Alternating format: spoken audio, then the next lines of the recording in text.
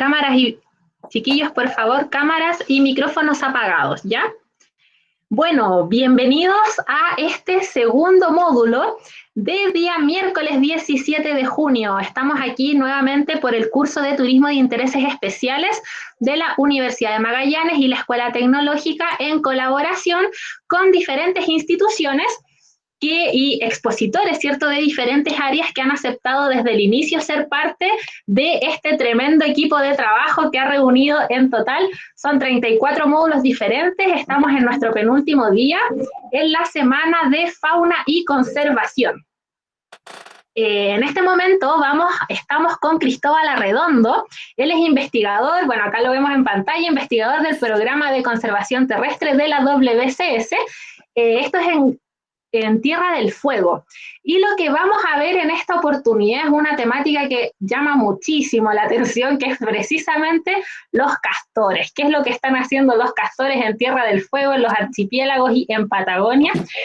Te quiero agradecer, Cristóbal, una vez más por haber participado, ser parte de este equipo. A la Dani también, que esta mañana, bueno, y a Romina, que participó durante el primer módulo. Así que, bueno, los chicos, como te comentaba, ya saben, escriben sus preguntas en el chat para que después las podamos resolver. Y a partir de ahora, Cristóbal, tú tienes toda la pantalla y el micrófono. Adelante nomás. Hola, muchas gracias. Bueno, como decía, yo soy parte del equipo de investigación de WCS Chile. En este momento estamos en Punta Arenas, pero la gran mayoría de nuestras actividades se desarrollan en Tierra del Fuego, que es donde se ubica también el Parque Caruquinca, que nosotros administramos, que es un área protegida que en el fondo nosotros utilizamos como un laboratorio natural. Vamos a hablar un poquito de eso en la presentación y más detalles lo van a ver mañana con Daniela, que va a hacer la presentación respectiva.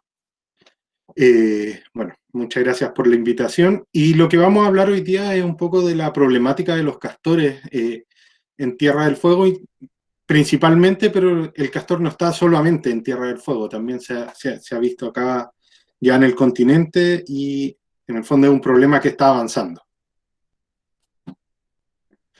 Como para partir, un poco para ponerlo en contexto de qué es WCS. WCS es una organización no gubernamental que nace en 1895 en Nueva York. Es la ONG más antigua del mundo y nace con la Sociedad Zoológica de Nueva York. Aquí pueden ver en el Zoológico de Nueva York. Y uno de los principales atributos que tiene WCS es que gran parte en el fondo de su fundamento se basa en la ciencia. Es una ONG que realiza investigación, genera conocimiento, ¿ya? Y actualmente se encuentra en más de 60 países, donde hay en más de 16 áreas prioritarias para la conservación. El programa que tenemos nosotros acá está en el área de la Patagonia, que está considerada como un área prioritaria a nivel mundial. Específicamente, WCS, como les comentaba, administra el Parque Caruquinca, que es un parque privado de aproximadamente 300.000 hectáreas en la zona centro-sur de Tierra del Fuego. Para nosotros, como les decía, Caruquinca es un laboratorio natural, ¿ya? Nosotros lo utilizamos para tratar de entender algunos procesos ecológicos, probar algunas hipótesis, realizar investigación en este lugar, también para tratar e implementar estrategias de conservación y desarrollar también investigaciones relevantes para el manejo de la flora, la fauna y de todos los recursos que se encuentren en esta zona y en Tierra del Fuego en general. WCS se maneja en general, se maneja en 3 pilares, que es descubrir, proteger e inspirar. Descubrir a través de la investigación, proteger a través de esta área protegida, a través de también de ayudar al manejo de otras áreas protegidas, como puede ser el área marina costera y protegida de múltiples usos, que está en el seno del almirantazgo, que colinda con el límite sur del Parque Caruquinca. También apoyando a generar planes de manejo, estrategias de conservación de otras áreas protegidas, y también a través de inspirar. inspirar a través de la educación, a través del trabajo colaborativo con actores pertinentes de la zona, con colegios, con escuelas, con pescadores artesanales, con agrupaciones de ganaderos, etcétera. Trabajar en el fondo en conjunto con los actores relevantes del territorio, porque entendemos que la conservación es un trabajo de equipo, es un trabajo de gente y no solamente de iniciativas aisladas que hacen esfuerzos, digamos, individuales. Como les decía, hoy día vamos a hablar del tema del castor, pero antes vamos a tratar de hablar un poco del tema más general y en el fondo, ¿qué son las especies exóticas invasoras? En nuestro país nosotros tenemos diferentes tipos de especies, ¿ya? Tenemos, por ejemplo, especies de flora, fauna, fungi, algas, otros, ¿ya? Que son nativos, que son especies que se encuentran de manera natural en nuestro territorio. Tenemos algunas otras especies que, aparte de encontrarse de manera natural en nuestro territorio, son el único lugar donde se encuentra, como por ejemplo, pueden ver aquí arriba la iguana chilena, que es una especie endémica, no se encuentra en otro lugar del mundo. ¿Ya? Hay otras especies que se consideran exóticas que no se encuentran de manera natural en nuestro territorio, como puede ser aquí este cocodrilo. Y existen una última clasificación, que son las especies exóticas invasoras. ¿Ya? Las especies exóticas invasoras son especies que son traídas a nuestro país, ¿ya? Y logran asentarse, logran quedarse, tienen un éxito y son capaces también de dispersarse en el territorio, generando impactos que normalmente son impactos negativos a nuestra biodiversidad. Como ejemplo pueden ver aquí a la izquierda, no sé si ven el puntero del mouse, el dídimo, que es una especie de alga invasora que está ampliamente distribuida en el territorio nacional.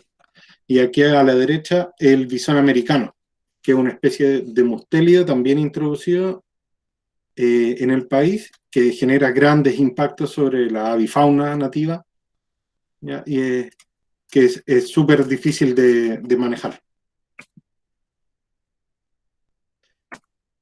Las especies invasoras, como les decía, son especies que se traen a nuevos territorios, sobreviven y se reproducen, ya produciendo esta dispersión en el territorio. La gran ventaja que tienen frente a otras especies que son nativas es que no son limitados por controladores naturales. En el fondo, cuando salen de sus territorios nativos, dejan atrás a sus depredadores, pero también dejan atrás otras cosas, como por ejemplo sus enfermedades, sus parásitos, que en los ciclos naturales este tipo de agentes funcionan como reguladores poblacionales, ¿ya? Y al llegar a nuevos territorios, estos dejan atrás parásitos, dejan para atrás enfermedades y se toman, digamos, con ambientes donde pueden, si es que logran, digamos, instalarse, pueden adaptarse de manera extremadamente exitosa y generar daños o impactos en los ambientes, ¿ya? Al instalarse de ellos también afectan procesos biológicos de nativos, se insertan dentro de las cadenas tróficas y muchas veces, de hecho yo creo que en la gran mayoría de ellas, no sabemos cuál es el efecto que generan estas especies invasoras dentro del territorio. Hay algunas que son súper evidentes, por ejemplo los depredadores, el caso del bisón que les decía recién, el impacto en general se sabe, es un depredador, se come a la especie nativa, a los peces, principalmente a la avifauna también. ¿Ya? Pero hay otras especies invasoras que llegan al territorio y no vemos su efecto inmediatamente. Quizás ahí estamos medio perdidos en el tiempo y cuando detectamos los efectos de estas especies, muchas veces estos ya son gigantes y pocas cosas podemos hacer al respecto. Ya ahí para los que no saben, estas imágenes son cotorras argentinas, una especie invasora que está ahí en la zona centro de Chile. ¿Cómo llegan las especies invasoras a nuestro territorio, a Chile en el fondo? ¿Ya? Se hablan de eventos accidentales o también de eventos intencionales. Un tipo de eventos son, por ejemplo, las liberaciones con fines deportivos, donde, por ejemplo, se puede decir que el país no contenía las especies adecuadas para desarrollar, por ejemplo, actividades de caza, y se traen nuevas especies como para fomentar estas actividades. Ese es el caso, por ejemplo, del ciervo rojo, que vemos aquí en la imagen, que, si me devuelvo un poco, en Chile tenemos estas tres especies de ciervos nativos, que es el pudú, el huemul y la taruca, que las tres especies se encuentran en alguna categoría de conservación. Y como no son especies, digamos, muy llamativas, tienen astas pequeñas y afortunadamente no se consideran especies como trofeos de caza y también están bajo categorías de conservación, menos mal. Se traen estas otras especies para fomentar estas actividades. Luego de esto, quizás de manera accidental, de manera intencional, son liberados al medio natural y se reproducen, se dispersan en el territorio y empiezan a generar problemas, tanto por ejemplo, por competencia, excluyendo este ciervo al huemul de algunas zonas en la cordillera, de la zona centro-sur de Chile. ¿Ya? Hay otros, como les decía, eventos de escapes o liberaciones, como puede ser lo que pasó con el bisón en Chile, donde se liberaron individuos desde criaderos de peleteros años atrás. También se han traído especies para erradicación o control de otras especies. Incentivar la erradicación en una zona aislada del país, que ese, vamos a ver, es el caso del castor en Tierra del Fuego. Y aquí hay un dato que es súper interesante. Se ha, en el fondo, determinado que a nivel mundial, de todos los eventos de liberación intencional o accidental de especies en nuevos territorios, solamente el 1% de las introducciones resulta exitosa. Si lo pensamos, 1% es un número súper bajo, pero tenemos que tomar en cuenta que en el fondo, en la actualidad, a causa de la conectividad mundial, la globalización, los viajes son casi instantáneos, hay vuelos de todos lados del mundo hacia todos lados, barcos, la gente se mueve y con ellos se mueven también las especies, ya sea, como les decía, de manera accidental o intencional. Son las especies invasoras la segunda causa más importante de pérdida de biodiversidad en el mundo, ¿ya? Y de hecho, que es un dato súper interesante, en islas, ¿ya? O en islas biogeográficas como lo es Chile, acuérdense que desde chicos siempre nos decían que Chile es una isla, que está rodeado por la cordillera, el desierto y el océano. En islas biogeográficas son sin duda la causa más importante de pérdida de biodiversidad en el planeta. Y ya, digamos, habiendo dado esta pequeña introducción, podemos empezar a hablar del castor, esta especie invasora en Chile. Perdón, me adelanté un poquito. Ya, como les decía, el aislamiento en Chile es un factor importante. Chile es una isla biogeográfica que además se caracteriza por tener una baja biodiversidad. ¿Ya? En general en Chile existen pocas especies, ¿ya? Tanto de animales, de plantas, pero la gran característica que tenemos nosotros es un alto endemismo. Las pocas especies que tenemos, en su mayoría son especies únicas, son especies súper importantes y por eso Chile, o gran parte de la zona centro-sur de Chile, es considerado un hotspot de biodiversidad mundial, ¿ya? Una zona prioritaria de conservación de especies, y es por eso que en el fondo hay que reforzar todos los esfuerzos en conservar nuestra biodiversidad, ¿ya? Estas características de Chile, en el fondo su distribución, su gran variedad de ambientes, hacen que de manera particular este 1% de éxito que tenían las especies invasoras en asentarse en nuestro país es un poco mayor, ¿ya? Se ha visto que acá tienden a tener más éxito las especies invasoras y lo que nos ha generado algunos problemas con varias especies emblemáticas, como podemos ver aquí en la infografía. ¿Ya? Existen 27 especies emblemáticas que se identificaron a través de un proyecto GEF de especies invasoras que se desarrolló hace algunos años, que ponen en alto riesgo la biodiversidad de los ecosistemas y que además no poseen depredadores en las zonas donde están invadiendo. ¿Ya? Desde los animales, son más o menos 76 especies de animales, 20 de ellas son mamíferos, y de aquí vamos a empezar a hablar del castor canadiense. Algunos ejemplos de estas especies invasoras, como les decía antes, tenemos el bisón, ya algunas especies de flora, como el espinillo alemán. Acá en Tierra del Fuego también tenemos la pilosela, que es una especie introducida, la chaqueta amarilla, el dídimo, como les decía, el ciervo rojo, la trucha arcoíris, la zarzamora, el jabalí y también, por ejemplo, los perros, ya que son especies que se introducen en el ambiente donde no corresponden y generan daños importantes. Lamentablemente en Tierra del Fuego tenemos a la mayoría de ellos presentes.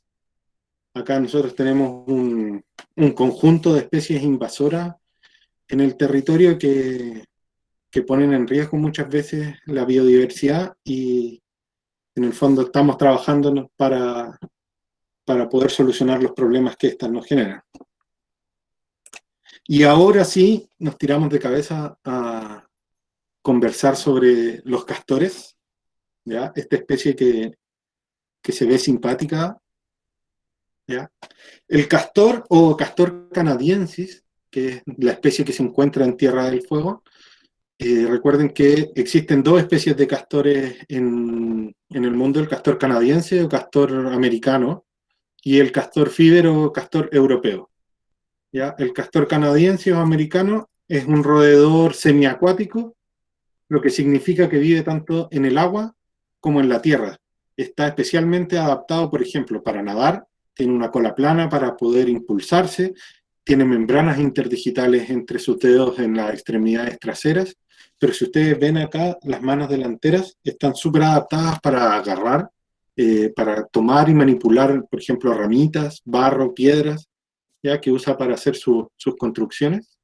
Es originario del hemisferio norte y en su ambiente nativo tiene un tamaño de alrededor de 18 a 23 kilos, aunque existe un registro que no lo crean ustedes, de un castor de 50 kilos en Norteamérica. Miden aproximadamente 1,20 m de largo y su cola llega a medir 40 centímetros de largo. ¿Ya? Una característica súper importante del castor es que es un roedor, y como buen roedor tiene incisivos, en el fondo sus paletas, sus dientes delanteros, estos que ven aquí en el cráneo, poseen crecimiento continuo. ¿Qué significa eso? Que estos dientes crecen durante toda su vida y ellos roen árboles, corteza, madera de la que se alimentan, y con ellos van gastando los dientes, y esto le permite poder cortar árboles, cortar ramas y mantener estos dientes, digamos, en buen estado, y así pueden vivir toda su vida tranquilos. ¿Ya? Como les decía, utilizan sus dientes para cortar ramas, árboles y modificar su ambiente. No sé si ustedes han escuchado el concepto de ingeniero ecosistémico, pero los castores, al igual que los seres humanos, son ingenieros ecosistémicos, lo que significa que son capaces de modificar su ambiente para poder adaptarlo a sus necesidades. Ya los seres humanos actualmente, sin ciudades, sin casas, sin refugio, probablemente no tendríamos la población que tenemos ahora. Las tasas de mortalidad serían mucho mayores, pero nosotros adaptamos el ambiente, creamos nuestras ciudades, nuestras construcciones, y con eso nos asentamos. ¿Ya? Los castores, a otra escala, hacen lo mismo: modifican el ambiente, modifican los cursos de agua, crean sus represas y generan sus madrigueras, como pueden ver ahí en la foto. Este es un esquema del ambiente de un castor, donde se ve en el número 1 su represa, que es súper variable en tamaño. Nos hemos topado con represas muy chiquititas y otras que tienen más de 200 metros de largo, algunas que hemos visto, por ejemplo, que tengan, no sé, 3 metros de altura, 2,5 metros fácilmente. Son construcciones que están hechas en base a una base de piedras, luego barro, ramas, y ahí empiezan a mezclar barros y ramas y pueden llegar a dimensiones importantes. ¿Ya? Al medio de sus lagunas, o a veces también ahí en las orillas de los diques de las lagunas que generan, crean sus madrigueras. Las madrigueras son una especie de cerros de palo y barro, donde tienen una galería central, donde desarrollan en el fondo las actividades familiares. ¿ya? Ahí la hembra tiene sus crías, ahí pasan el invierno hibernando. Y también en el fondo, como son individuos que vienen desde ambientes fríos, acá en Tierra del Fuego pudieron adaptarse súper bien y se preparan para el invierno acumulando pilas de alimentos. ¿Qué es eso? En el fondo, durante el otoño se dedican a recorrer el ambiente, cortar ramitas de árboles, de arbustos cercanos, y generan estas pilas cerca de su casa, donde después, en invierno, cuando se congela la superficie de la laguna, ellos por debajo del agua van y se van alimentando de esta pila que dejaron de reserva para pasar el invierno. Ahí pueden ver ustedes un ejemplo de una madriguera de castor al medio de una laguna. Esta foto es en el Parque Caruquinca. ¿Ya? Las familias se componen por 5 individuos, generalmente, ese es como el promedio, pero pueden ser de 2 hasta 9 individuos. 2 adultos, los juveniles de la temporada, en el fondo, que nacieron el año anterior, viven con los padres, y luego de 1 o 2 años estos salen a buscar nuevos territorios y a formar sus propias familias. Y las crías de esa temporada, que van entre 2 a 5 cachorros. ¿Ya? Alcanzan la madurez sexual alrededor de los 2 años. Se ha visto también que pueden modificar esta edad de madurez sexual dependiendo en el fondo, de la densidad. Cuando hay muy bajas densidades de castores, podrían adelantar la madurez sexual las hembras, y tienen una longevidad de entre 12 a 20 años. ¿Ya? Son animales bastante longevos. Ahí pueden ver ustedes la imagen de un castor. Ahí está trabajando, reparando su dique. Pueden ver que tiene una ramita en la mano. Ven, ahí todos estos palitos que están sin corteza, apilados. El castor los movió a ese lugar para detener el flujo de agua. Los castores tienen un instinto que es bien curioso, que en el fondo ellos no soportan el sonido o que el agua se mueva en los lugares donde ellos trabajan. Si alguna vez van a Tierra del Fuego y ven una castorera y se hacen el ejercicio de abrir un poco ese dique y que el agua corra, el castor probablemente esa noche lo va a reparar y al otro día va a estar nuevamente, en el fondo, en perfecto estado. Su instinto es, digamos, bloquear el curso de agua y generar la laguna donde desarrollen sus actividades. Lamentablemente esta especie se trajo a Tierra del Fuego y acá en Tierra y en este lugar existe en el fondo un ambiente de bosque, un bosque subantártico que es un ecosistema bastante particular. Vamos a adentrar un poco más adelante en eso, pero ustedes pueden ver que hay lugares que se ven de esta manera, ¿ya? Un bosque de Nothofagus, clásico bosque subantártico, ¿ya? Donde las especies predominantes son la lenga, el ñire, el coigüe de Magallanes, ¿ya? Pero luego del impacto del castor, en algunos sitios podemos ver que el bosque se transforma en escenas como esta, ¿ya? Donde no solamente genera las represas, sino que el bosque que está presente en este lugar no está adaptado a las condiciones de humedad o de inundación que genera el castor, por lo tanto estos árboles mueren. Además, el castor se alimenta de corteza de los árboles. Cuando ustedes le cortan la corteza alrededor del tronco de un árbol, este muere al poco tiempo. También fíjense ustedes en esta foto que son capaces de botar árboles de gran tamaño, ¿ya? No solo ramas pequeñas. Fíjense el gran tronco que está aquí en el dique principal, ¿ya? Probablemente estos árboles que están al medio de la laguna murieron por la inundación. Y en el fondo, el bosque de donde viene el castor, el bosque que se encuentra en Norteamérica, es un bosque de rápida regeneración. Por ejemplo, el álamo que se encuentra por allá, que si no me equivoco es álamo canadiense, se puede regenerar una vez que le cortan el árbol y desde este tocón que queda enterrado en la tierra, puede volver a brotar y generar nuevas ramas. Las especies que tenemos nosotros en estos lugares, que son principalmente Nothofagus, no tienen esta característica y aparte son especies que son de lento desarrollo. Una lenga se demora en ser adulta, no sé, 100 años. Por lo tanto, es un bosque que de alguna u otra manera se encuentra súper indefenso frente a la llegada de esta especie invasora. ¿Ya? Y pueden ver ustedes ahí en las imágenes que los impactos son bastante grandes. ¿Ya? De las especies invasoras, siempre digamos, en el mundo científico se discute y se proponen teorías de cuándo se introdujeron, por qué se introdujeron, cómo llegaron al país. ¿Fue intencional? En el fondo, fue un accidente? Y el caso del castor es bastante particular porque la verdad es que personalmente no conozco otro caso donde se encuentre tan documentado el momento en que se libera la especie en el territorio. ¿Ya? Vamos a ver si funciona. ¿Ya? El castor fue introducido en Argentina en el año de 1946. Se introdujeron 20 individuos. ¿Por qué? ¿Cómo se introdujeron? Aquí les voy a dejar un video. No sé si... Vamos a ver si es que corre. ¿Lo pueden ver o no? El video propiamente tal, no. No.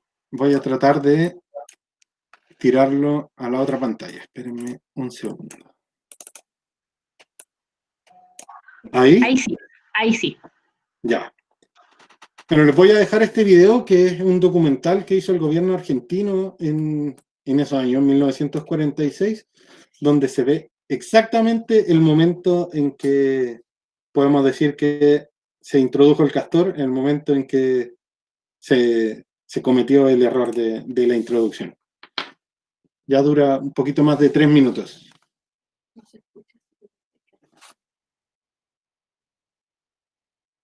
Creo que ustedes no lo están escuchando, ¿verdad? No, no escuchamos audio, Cristóbal. No escuchamos nada. A ver, si me saco los audífonos, puede ser que ahí lo escuchen. Espérenme un segundo que cuando desenchufo los audífonos, mi computador se vuelve loco.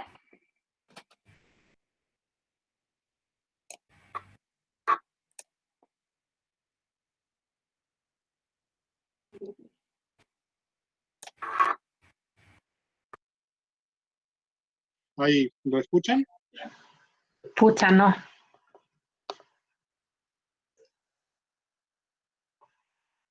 Ahí. Ahí sí. Ahí no.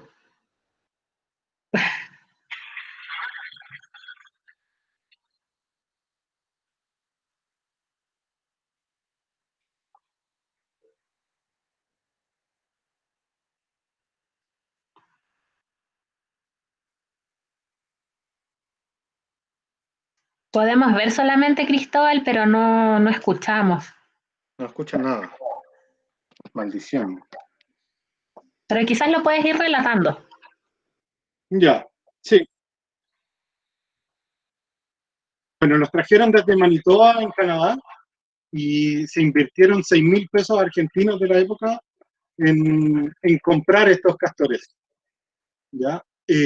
Los trajeron en avión vía Brasil, y ahí pueden ver ustedes las imágenes cómo los iban en el fondo cuidando en el viaje. Ya les daban en el fondo zanahoria, los alimentaban, eran como mascotas. Y en el fondo el por qué los trajeron era con el objetivo de enriquecer la fauna fueguina. Piensen que en esos tiempos se estaba tratando de incentivar la colonización acá en esta región, donde existían en el fondo muy pocos asentamientos humanos, y querían incentivar que la gente llegara a instalarse acá y a vivir. ¿Ya? Y para eso trajeron al castor, para fomentar la industria peletera. Ahí pueden ver unas imágenes, están sobrevolando el lago Fañano, que se encuentra al sur de Tierra del Fuego. ¿Ya? Pero paradójicamente también destacan que la fauna de Tierra del Fuego es extremadamente rica. dicen que hay miles de lobos marinos en algunas zonas, pero de manera complementaria tenemos que, en el fondo, o tuvieron que enriquecerla de alguna otra manera, trayendo esta especie. Ahí en el lago Fañano buscaron el lugar más óptimo para la liberación de la especie.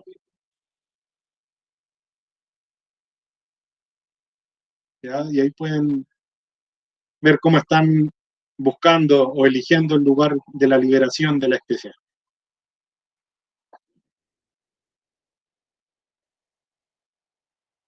¿Ya? Dicen que hay que fijarse bien en un lugar que tenga la alimentación necesaria, que cumpla las condiciones, digamos, óptimas para poder liberar a esta especie. Y, mucha, lamentablemente le achuntaron medio a medio, diciéndolo de alguna manera, digamos, simpática. Los castores tuvieron un muy buen éxito en este lugar, se distribuyeron en el territorio, se reproducieron, y bueno, vamos a hablar ahora más adelante del gran éxito que han tenido en la zona y dónde va el avance de la especie.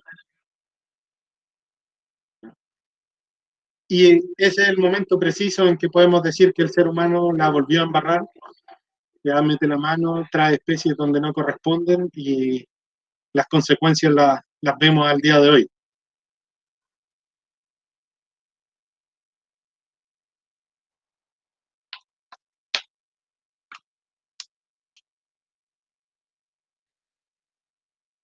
Ya como pueden ver ahí en la imagen, muestra una flecha en el lago Fagnano, que fue el sitio de liberación en el lado argentino del lago. Es un lago que se comparte con Chile. Y bueno, ahora vamos a seguir con la presentación. De todas maneras, si es que quieren ver el video con sonido, esto lo pueden encontrar está en la plataforma YouTube.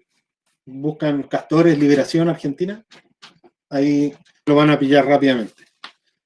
Es un poquito más largo de lo que estaba mostrando yo, porque ahí solamente había dejado las partes más interesantes. Bueno, como les comentaba el video, aquí en el círculo amarillo, para los que no son de la zona, pueden ver dónde se encuentra Tierra del Fuego, al sur, al extremo sur de Sudamérica. Todo este gran, digamos, trozo de tierra es la isla grande de Tierra del Fuego, que se encuentra compartida con Argentina, ¿ya? Destaquemos que acá la frontera es una línea en un papel, porque en la realidad no existe una frontera, en el fondo, geográfica, como existe en el resto del país, que es la cordillera de los Andes. En este lugar no hay una cordillera, sino que podemos decir que es casi un alambre. Y de un lado está Chile, del otro lado Argentina. Entonces, en Tierra del Fuego tiene la gran particularidad de lo que pasa en un lado de la frontera, afecta también el otro lado de la frontera. Pueden ver aquí destacado en verde el Parque Caruquinca, abajo el Parque Nacional de Agostini, ya el Parque Nacional Cabo de Hornos, aquí está Isla Navarino, donde está Puerto Williams.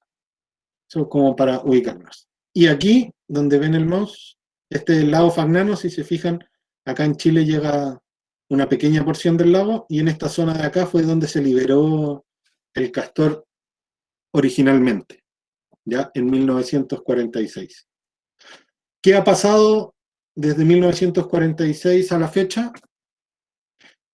El castor ha avanzado, se ha instalado en el territorio, ¿ya? Y actualmente casi 3/4 partes de la isla de Tierra del Fuego y la totalidad de la isla Navarino y el archipiélago que está alrededor de esta isla ya se encuentra invadida por castor.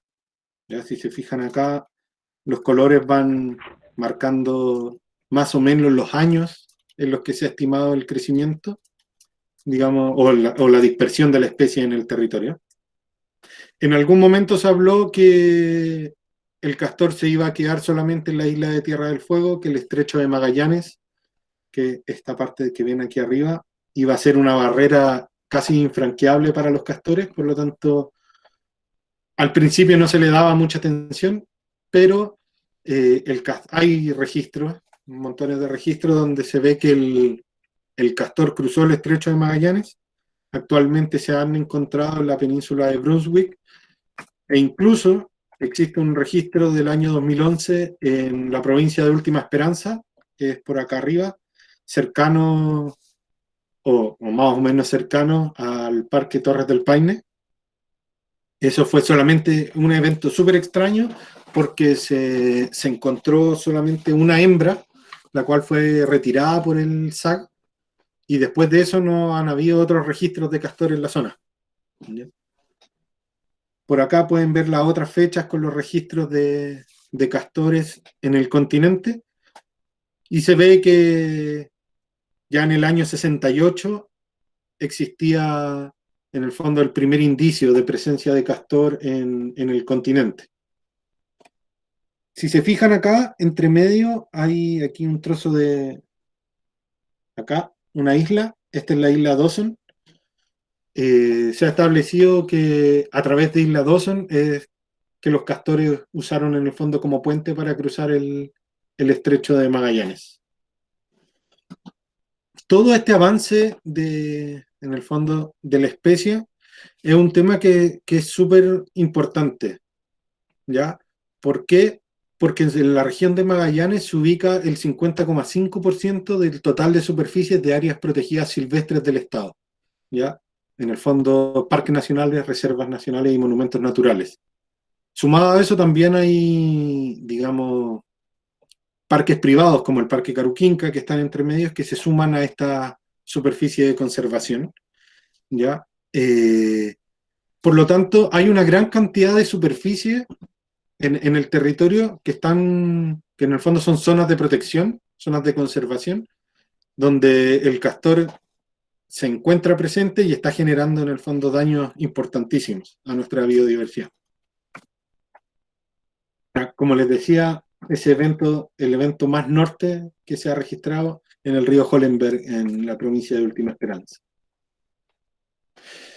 La presencia del castor en Chile y Argentina es un evento importante, ya representa una amenaza a nivel subcontinental, porque se ha determinado que el castor posee un rango de dispersión potencial que podría alcanzar a la provincia de Neuquén en Argentina y a la región del Maule en Chile.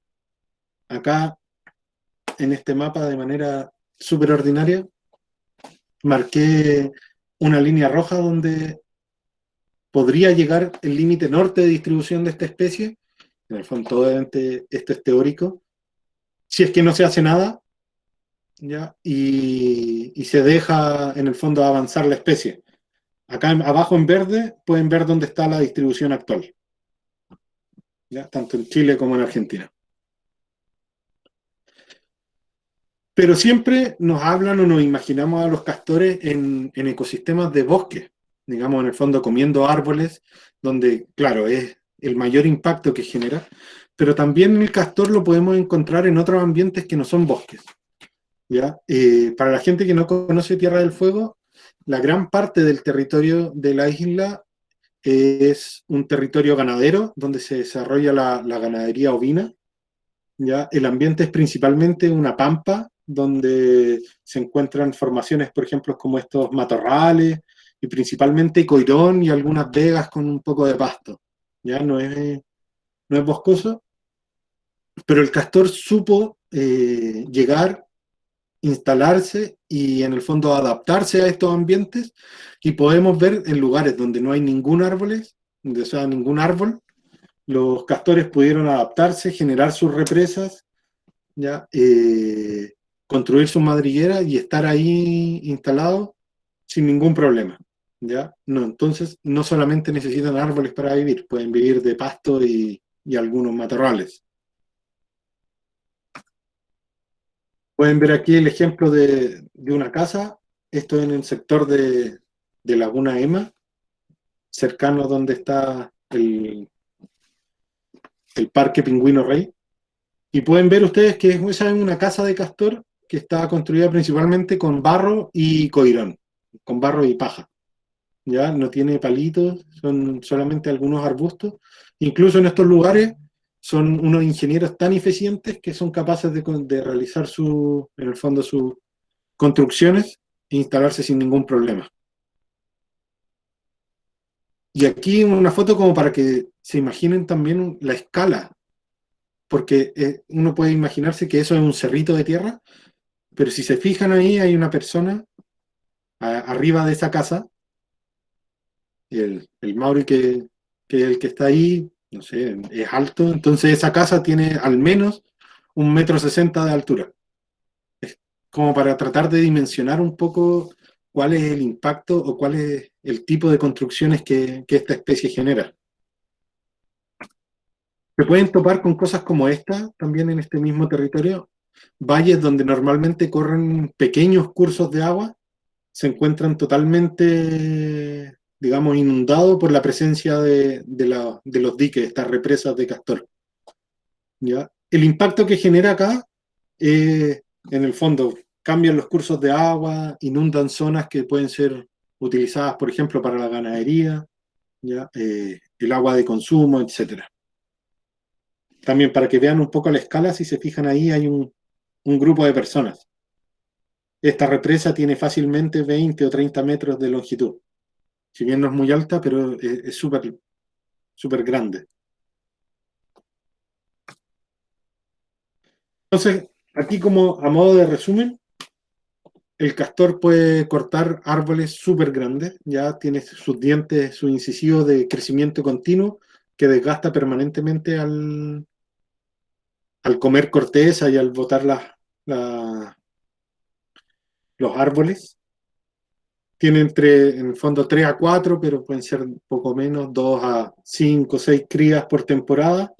La familia puede llegar a estar compuesta en promedio por 5 individuos, ¿ya? Y están súper adaptados al agua. Eso sí que es fundamental. Los castores siempre se van a encontrar presentes donde hayan cursos de agua. Si no hay agua en el fondo de ningún tipo, los castores no se van a asentar en ese lugar.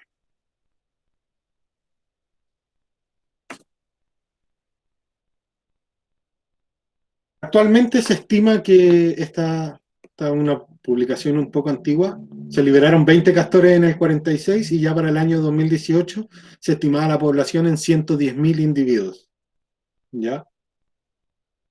Como máximo, pero se habla entre 70 y 110.000. Ya algunos números más, digamos, en el fondo, otros pueden decir que puede llegar a los 150.000 individuos. Entonces, si ustedes se fijan, el impacto que generan en los ambientes es súper importante, están en gran número distribuidos en el territorio. Incluso pasan cosas como esta. Esta es una foto en Porvenir, en el sector donde llega la barcaza, esto es Bahía Chilota, y los castores se pasean en el fondo por la calle, están en el territorio y ya son súper frecuentes de ver. Están ahí, salen en las noticias de vez en cuando bajan al pueblo. Ahora, ¿cuáles son los efectos del castor en el ambiente? El efecto principal y más obvio es la destrucción de árboles por anillado. Como les decía, cuando a los árboles le comen la corteza alrededor del tronco, este árbol finalmente muere. Los castores se alimentan principalmente de corteza. Y ahí pueden ver ustedes ejemplos de árboles súper grandes que el castor va royendo de a poquito y finalmente estos terminan cayéndose o quedan en pie y mueren. ¿Ya? También con sus represas producen una alteración de los cursos de agua, ¿ya? Donde los sitios que se inundan, que estos son aledaños, digamos, a la represa, los árboles que están presentes en estas zonas mueren. Principalmente pasa esto en los bosques de Nothofagus, como les contaba, las lengas son especies súper sensibles a la humedad. Modifican la dinámica de los nutrientes en las cuencas afectadas. Piensen ustedes que dentro de los ambientes existen ciclos que están regulados por factores que son invisibles en el fondo para nosotros, pero sabemos que están ahí.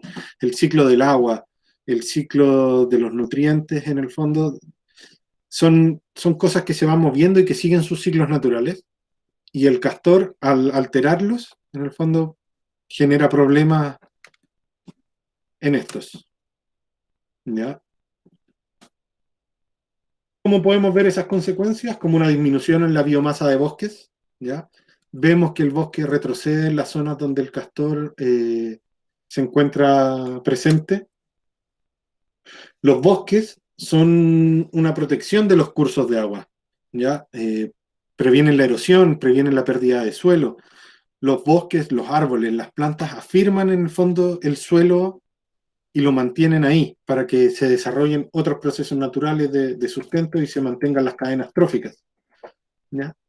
Al no haber bosques, los cursos de agua erosionan el suelo, se llevan estas coberturas de tierra donde limitan en el fondo la cantidad de nutrientes, limitan la proliferación de otras especies vegetales, generan cambios en la hidrología de las cuencas. Eso quiere decir que, por ejemplo, si un curso de agua normalmente seguía una línea o digamos un curso, ellos establecen su represa y luego de eso el agua en el fondo va a desbordar y va a seguir por donde pueda.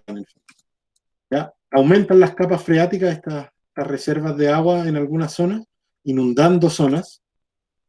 Y también en las zonas donde generan sus represas se acumulan sedimentos. ¿Ya? Y esto pasa también principalmente en las turberas. Las turberas son un ambiente, una cobertura vegetal que está compuesto principalmente por un musgo que se llama del género Sphagnum. Las turberas son una de las principales reservas de carbono atmosférico que existen en el planeta. Tienen la capacidad de absorber grandes cantidades de agua. No sé, siempre se habla de, por ejemplo, de las turberas en Chiloé, del Pompón, de las zonas donde se ha sobreexplotado esta especie de musgo. Ahora son zonas que se enfrentan a sequía. Las turberas son grandes reservas de agua y los castores al inundarlas generan en el fondo que el musgo muera, se generan ahí zonas de sedimento y se alteran en el fondo las funciones de estas turberas como retención, como en el fondo sumideros de carbono. Y todo esto tiene también otras repercusiones en lo que nosotros llamamos servicios ecosistémicos. Los servicios ecosistémicos son una forma de, en el fondo, de dar un valor a lo que nos entrega la naturaleza. ¿Ya? Por ejemplo, aquí ustedes pueden ver que existen servicios ecosistémicos culturales de aprovisionamiento, de regulación y de sostenimiento. ¿Ya? A modo de ejemplo, el castor afecta a materias primas, al afectar los bosques, al botar árboles, en el fondo limita, por ejemplo, la explotación maderera, ¿ya? Altera la extracción de agua potable, ¿ya? Al alterar los cursos de agua.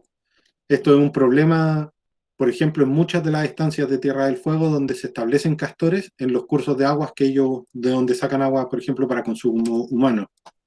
Como les decía, la regulación del ciclo del agua, ¿ya? La regulación de la erosión, la fotosíntesis, ¿ya? El ciclo de los nutrientes, los valores estéticos. Los castores destruyen el bosque y en el fondo el bosque tiene un valor estético, la gente paga por ir a ver bosques, y lo mismo con la recreación y el ecoturismo. Todos estos servicios la naturaleza a nosotros nos entrega en el fondo gratis, y nosotros somos capaces de aprovechar esos recursos, por eso son servicios, ¿ya? Por eso se denominan servicios. Pero hasta el momento todavía es súper difícil aterrizar o poder cuantificar de manera más tangible cuál es el verdadero impacto de los castores. Entonces, se han realizado algunos estudios. Estos son resultados de, como le decía, del GEF de especies invasoras que se desarrolló algunos años, donde se ha estimado que, por ejemplo, en Chile solamente se han invertido $1.758.000 en investigación del castor. Solo en pérdidas económicas por concepto de madera destruido por castor, se estimó en ese tiempo un valor cercano a los 62,5 millones de dólares, ¿ya? Que es una cifra súper importante.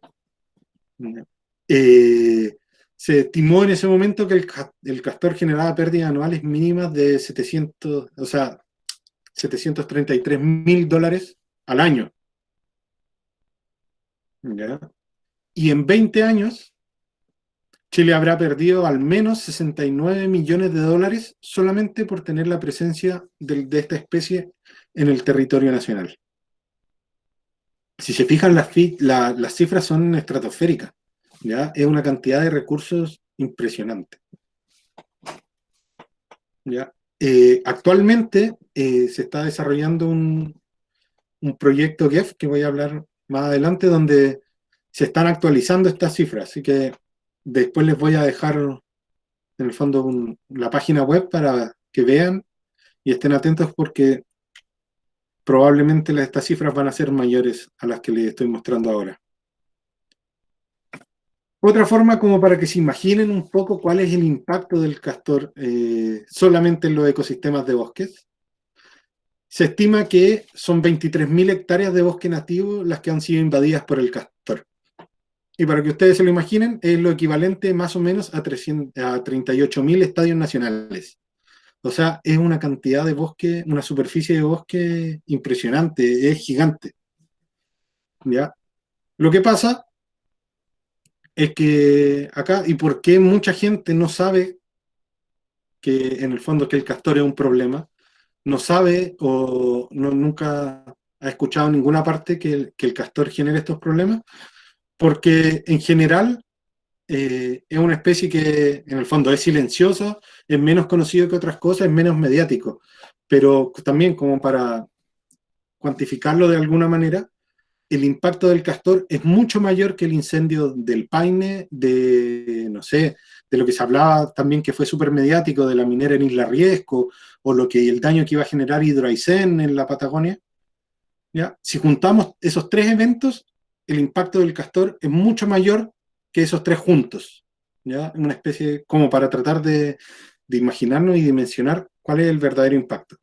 ¿Y qué es lo que sucede? Es que lamentablemente el castor está en el fondo acá en el sur de Chile, en una zona de baja densidad poblacional, de difícil acceso, y por lo tanto es más o menos invisible para, en el fondo, los servicios más centralizados.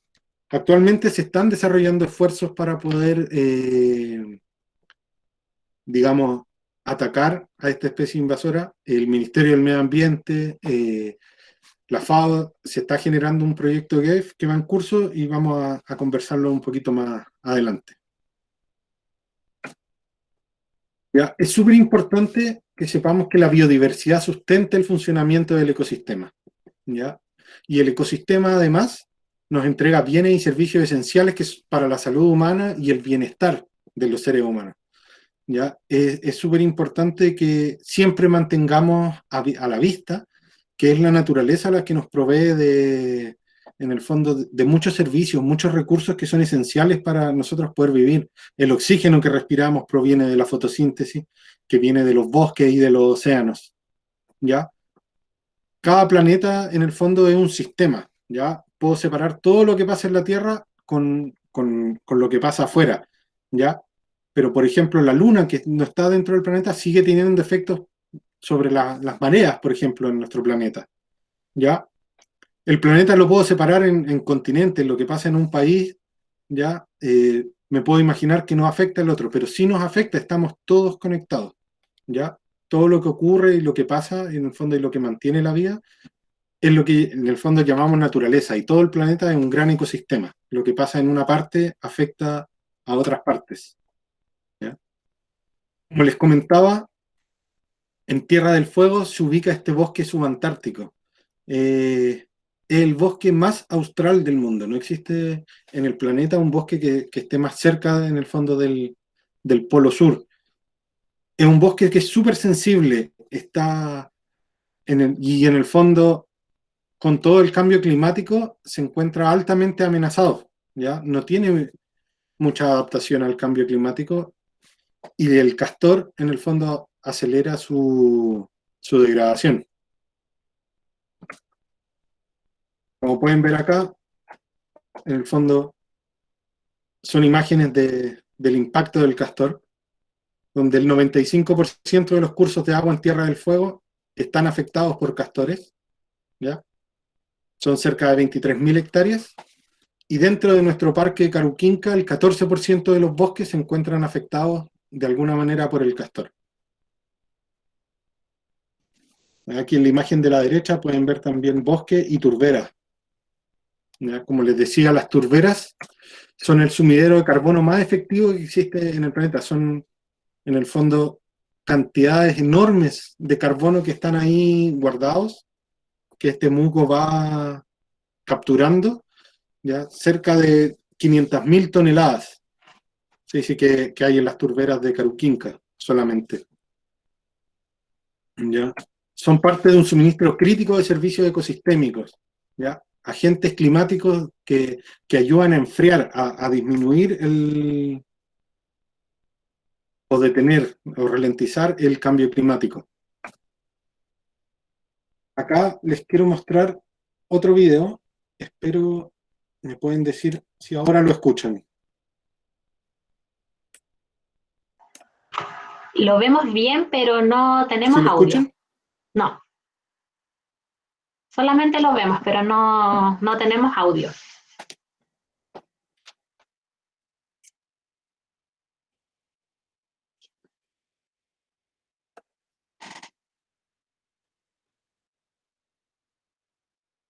¿No lo escuchaban? No se escucha, Cristóbal, solamente Entonces, lo vemos correr. que comparta de nuevo compartiendo ese video. Espérenme un segundo.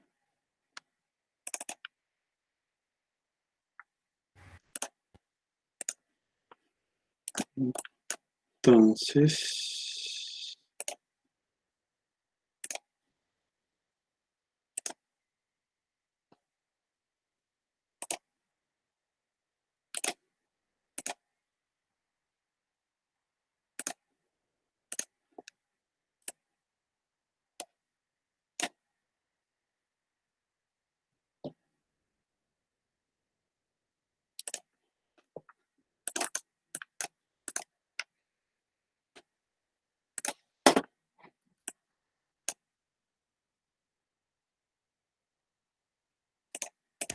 ¿ahí lo escuchan?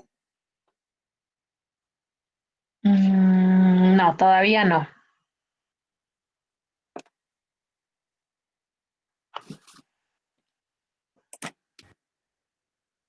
¿O no?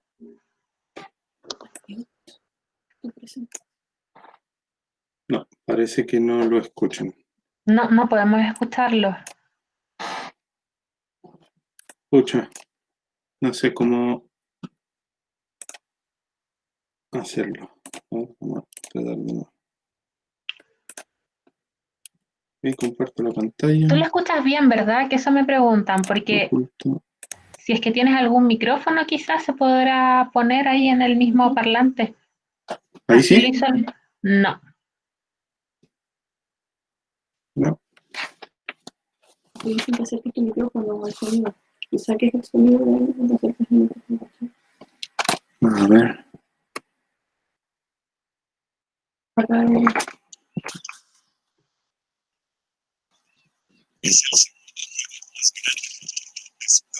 ¿Se escucha ahí? Se escucha de fondo. No se alcanza.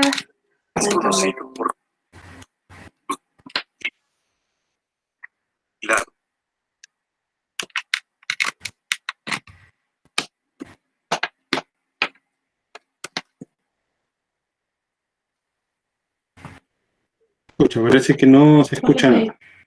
¿Ah?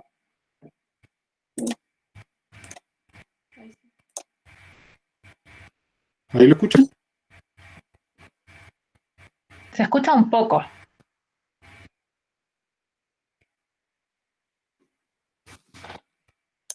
Espérenme.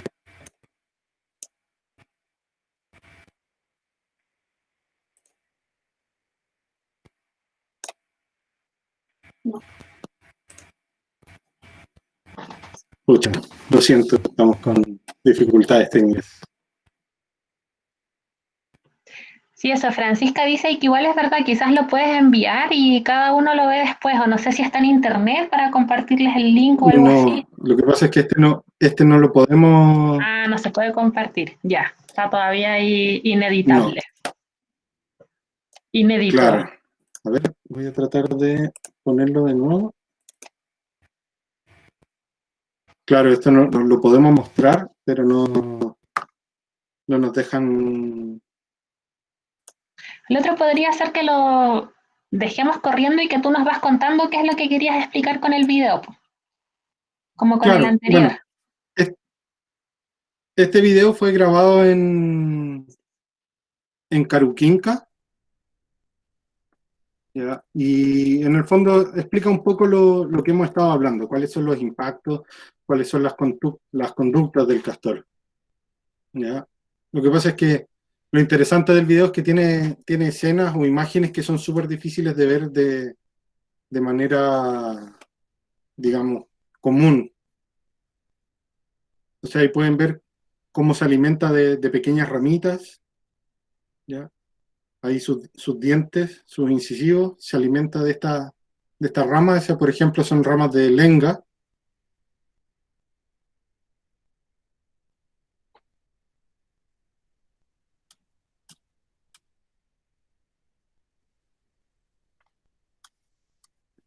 Ya se encuentran, como les decía, súper adaptados al agua. Arman estas pilas de barro en algunos sectores como para marcar sus territorios, ya donde pueden ver que deja el barro y luego de esto los marca con unas glándulas que que son glándulas anales donde secretan, hay unas sustancias con un olores característicos. Ya los castores son una especie que se mueve principalmente por olores, ya tienen receptores súper específicos y son capaces de detectar o son súper sensibles a los olores.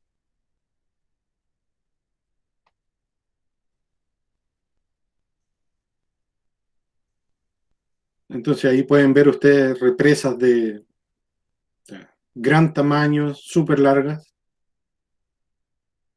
Y no solamente cuando están ahí, sino que, por ejemplo, una vez que agotan los recursos en un lugar, los castores luego de esto se mueven, pero las represas quedan ahí, los sitios inundados se mantienen, algunas veces se drenan de manera espontánea, pero los árboles que estaban alrededor igual mueren por el exceso de humedad. Y como les decía antes, estos son bosques que tienen ciclos súper lentos. Una lenga demora, no sé, 100 años en llegar a un tamaño importante. Por lo tanto, el impacto que generan ahora se va a mantener ahí por mucho tiempo. Entonces pueden ver que, que afecta a otras especies nativas que están presentes, como el carpintero.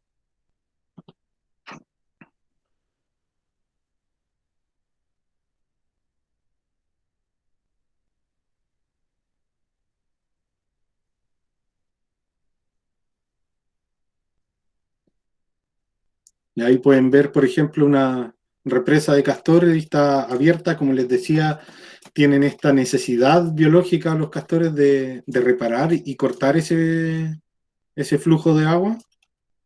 ¿Ya?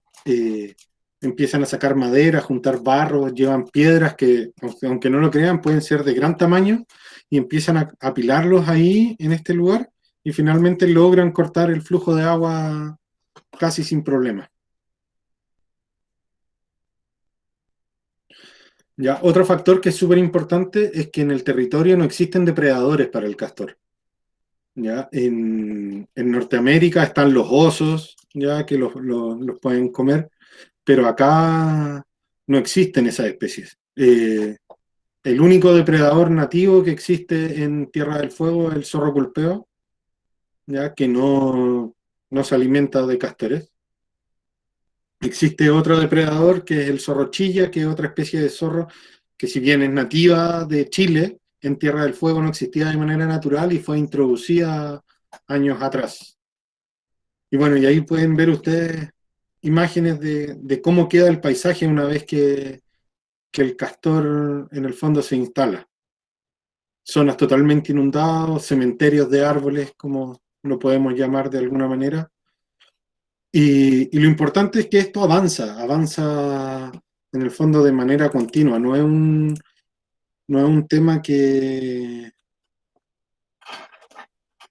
en el fondo que es de ahora, sino que lleva mucho tiempo.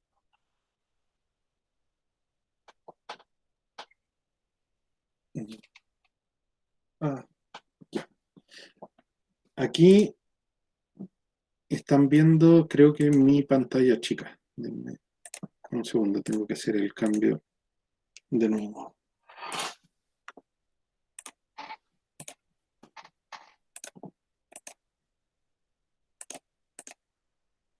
Ahora sí, vamos a avanzar rápidamente hacia donde estábamos.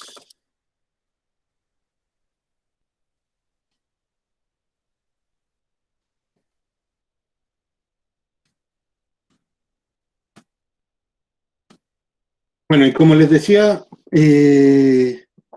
dentro del Parque Caruquinca, WSS realiza labores en el fondo, en tratar de mitigar y controlar el impacto del castor en el territorio. Como les decía en la introducción, WSS está en más de 60 países con 16 áreas prioritarias, particularmente desde el año 2004 que administra el Parque Caruquinca, que se encuentra en esta zona del sur de Tierra del Fuego con 300.000 hectáreas. Y desde el año 2005 estamos en el fondo trabajando y promoviendo la colaboración y la coordinación entre Chile y Argentina para buscar una solución que sea binacional. Como les comentaba antes, la frontera en Tierra del Fuego es un alambre, es prácticamente inexistente, por lo tanto, es súper importante que cualquier decisión o cualquier intento de controlar esta especie tiene que realizarse en Chile y en Argentina de manera simultánea, porque si no va a ser tirar plata, recursos, esfuerzo a la basura, ¿ya? Desde el año 2005, como les decía, se han desarrollado, por ejemplo, estudios de factibilidad de erradicación del castor. Se colaboró con un acuerdo oficial entre Chile y Argentina para la erradicación del castor y restaurar los ambientes en la Patagonia, la generación de un plan estratégico de erradicación, ¿ya? Y la restauración de sitios afectados por el castor. Ya todas estas publicaciones los pueden ver en la página de WSS Chile, ¿ya? Que se encuentra en internet, se encuentran disponibles estos recursos. Y como les comentaba, y el fruto de todos estos esfuerzos nace el proyecto de fortalecimiento y desarrollo de instrumentos para el manejo, prevención y control del castor, una especie exótica invasora en la Patagonia chilena, o como todos lo llamamos, GEF Castor, ¿ya? La idea de este proyecto GEF Castor es, en el fondo, desarrollar instrumentos de manejo y para la gestión de esta especie invasora, pero que también sean aplicables a otras especies invasoras, como pueden ser, por ejemplo, el bisón. ¿Ya? Este es uno de los desafíos más grandes que existe para la Patagonia. ¿Ya? Primero tenemos que restaurar los ecosistemas y una tarea fundamental es la erradicación del castor. Tenemos que sacar al origen del problema, ¿ya? Y tenemos que también desarrollar un modelo para manejar otras especies invasoras, como les decía. Este proyecto GEF se compone de 4 elementos principales, ¿ya? Un diagrama de operaciones que van a ver ahí, procedimientos que en el fondo es un sistema de alerta temprana. Lo que se quiere desarrollar en este punto es, en el fondo, generar un sistema donde se puedan recibir denuncias, donde la gente ve presencia de castor y poder, en el fondo, trabajar para tratar de removerlos, ¿ya? Una matriz de criterios, por ejemplo, para la recuperación ambiental en los sitios que están afectados por el castor. Ver efectivamente dónde está la presencia del castor en la provincia de Última Esperanza, que es esta provincia donde les decía, cerca de Torres del Paine, donde solamente se cuenta un registro para saber si efectivamente hay castores en la zona. Y aparte, en Tierra del Fuego, que estos son los pilotos que está desarrollando WSS, que son pilotos de gestión de castor en propiedad privada de múltiples usos de Tierra del Fuego, ya en la zona del río Marasi, que ven aquí ustedes al medio, que es una zona de múltiples usos, se le denomina porque es de uso ganadero principalmente y de ambiente de estepa. Y también un piloto de gestión del castor en el Valle de la Paciencia, dentro del Parque Caruquinca, en la zona sur de Tierra del Fuego. Ya, la idea de este proyecto es ver, en el fondo, cómo manejarlo, cuáles son las mejores estrategias para poder controlar la especie. En el fondo, cuál es el esfuerzo y cuál es la inversión que hay que hacer para poder, en el fondo, controlar la especie. ¿Ya? Saber efectivamente dónde está, cuál es su densidad, cómo se comporta, etc. Todas esas son preguntas que nosotros queremos responder una vez finalizado este proyecto. Ahí en el mapa pueden ver en rojo son todos los cursos de agua que tienen presencia de castor. En amarillo es donde está el piloto Marasi, que les decía, el piloto en esta zona de uso agropecuario. Abajo, en esta zona de bosque.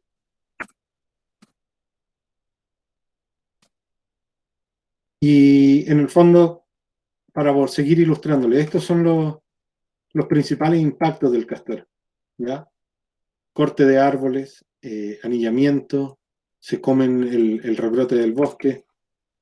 Incluso en zonas donde no hay bosque, pueden ver ahí una castorera grande. Ahí en amarillo pueden ver el equipo de trabajo de WCS en terreno. Y aquí al ladito también hay otro, es pequeña, pero ahí hay otra represa de castor, muy chiquitita, pero en el fondo también interviene. Dentro del proyecto GEF nosotros tratamos de ver cuáles son las mejores estrategias para poder mitigar estos impactos. Pueden ver ahí trabajando en terreno, en zonas afectadas por el castor. Resultados interesantes de este proyecto es que, por ejemplo, se pudo detectar la presencia de algunas enfermedades zoonóticas, estas enfermedades que pueden afectar tanto al ser humano como a otros animales, y se encontró la presencia de Cryptosporidium y Giardia intestinales, que son dos parásitos zoonóticos que se transmiten principalmente por agua y que el castor se sabe que son portadores en otros lugares del mundo, y acá en un convenio con la de WSS con la Universidad de Chile se realizaron una tesis de pregrado y se encontraron castores positivos a estos dos parásitos zoonóticos. ¿Qué significa esto? Que en el fondo compromete la calidad de agua para consumo humano dentro de los cursos de agua afectados por castor. ¿Por qué? Porque esta es la principal vía de transmisión de estas especies y son muy resistentes al medio ambiente.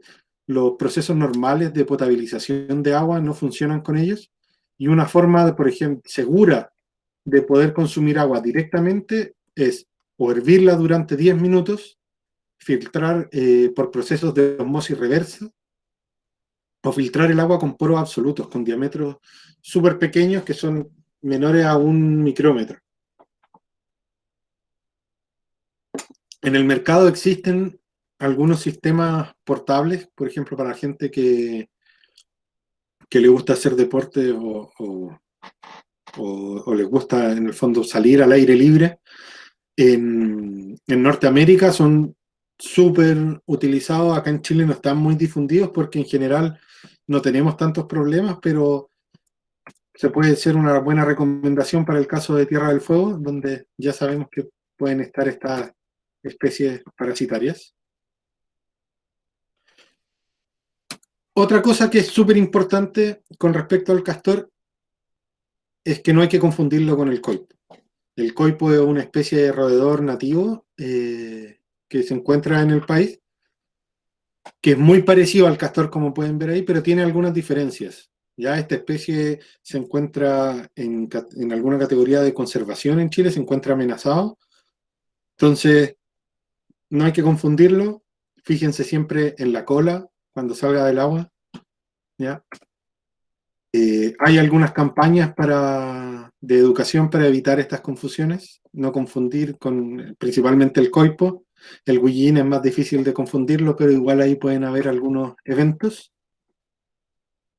Y ya como mensajes finales, recordar que el castor es una especie invasora que genera amplios problemas en la biodiversidad, es una amenaza para la región y también en el fondo es una amenaza para el mundo. Como les decía, está afectando a las turberas, a los bosques, en el fondo que son importantes para la adaptación al cambio climático. No es un atractivo turístico, y aquí esto lo digo en el fondo para remarcarlo enmarcarlo en esta clase, porque, por ejemplo, en Argentina esto se comercializa como un producto turístico, ¿ya? Pero no tenemos que ir en el sentido contrario. El castor es una especie que no debe estar en nuestro territorio, que tenemos que tratar de eliminar para poder tratar de restaurar estos ambientes y controlar el impacto que estos generan. Y finalmente, como un mensaje final, en el fondo que ningún organismo puede vivir fuera de su ambiente, estamos relacionados con otras especies, nosotros creemos que estamos en nuestras burbujas, ciudades, casas, pero todo lo que pasa en un lugar afecta al otro, y en el fondo la moraleja es que nosotros los seres humanos damos por hecho muchas cosas que en el fondo en la naturaleza funcionan de manera muy, muy distinta. Muchas gracias por la invitación. Ahí les dejo mi correo por si tienen dudas.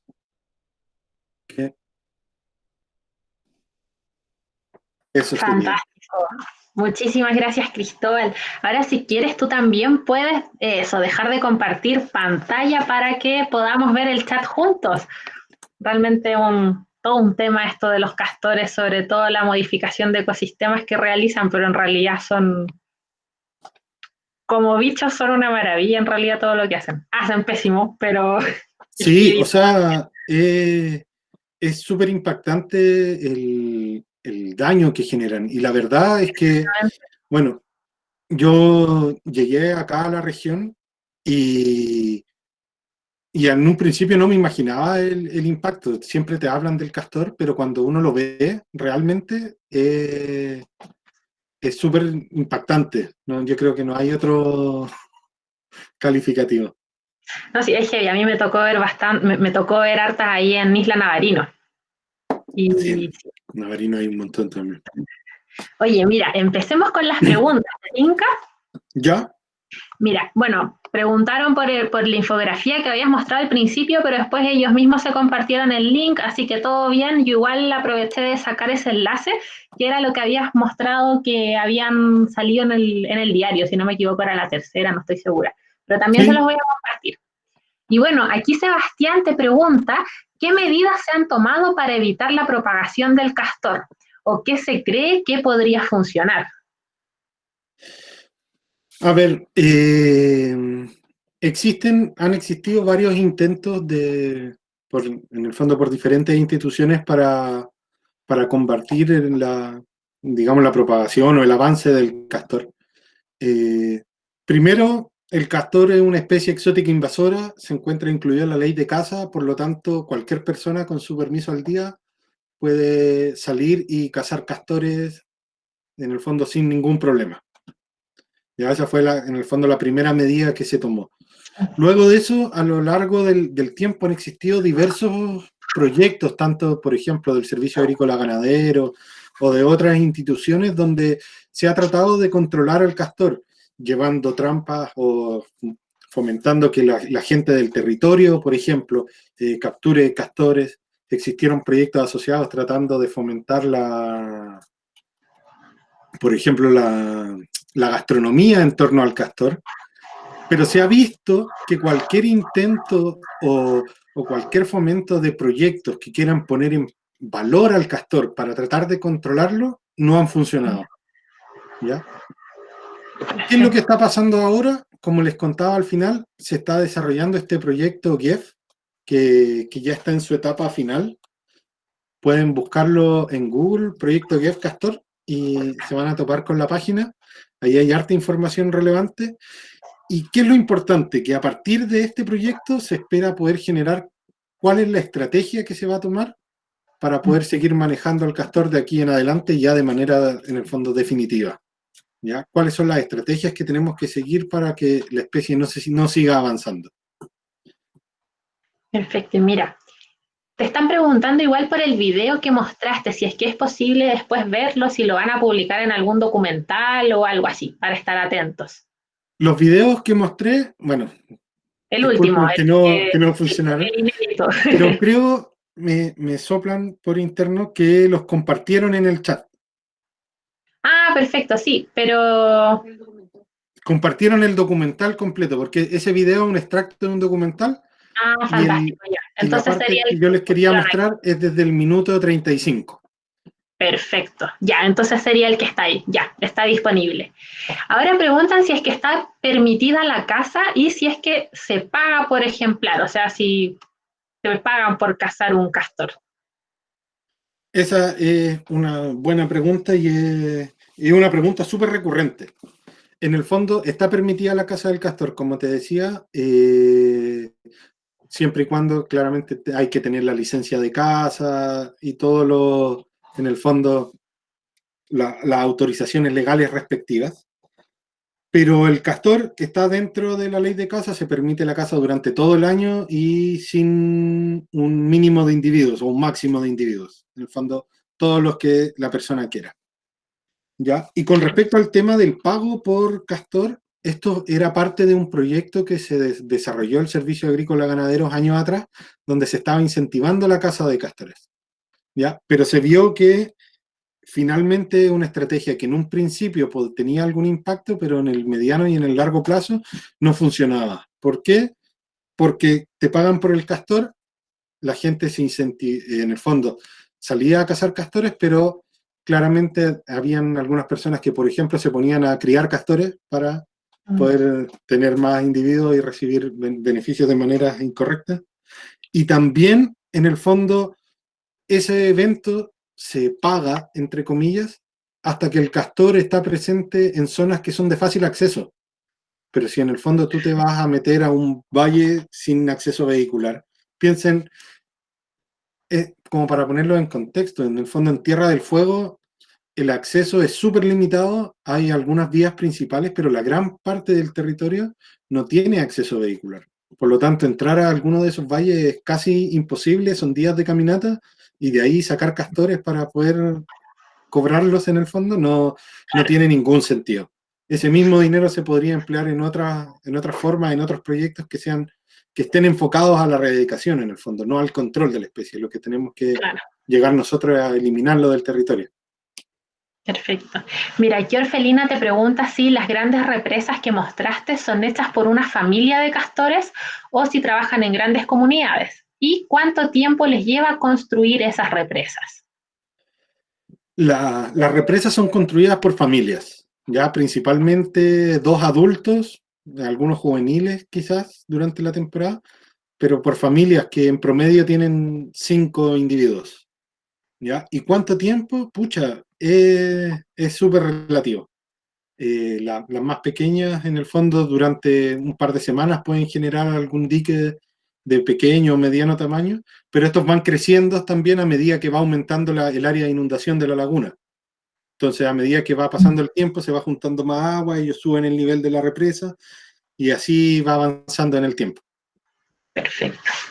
Mira, ahora Trinidad pregunta si es que los castores siempre usan las mismas cuevas o si es que cada cierto tiempo hacen algunas nuevas o si pueden reutilizar algunas cuevas antiguas. Y dice saludos Toto y Katy.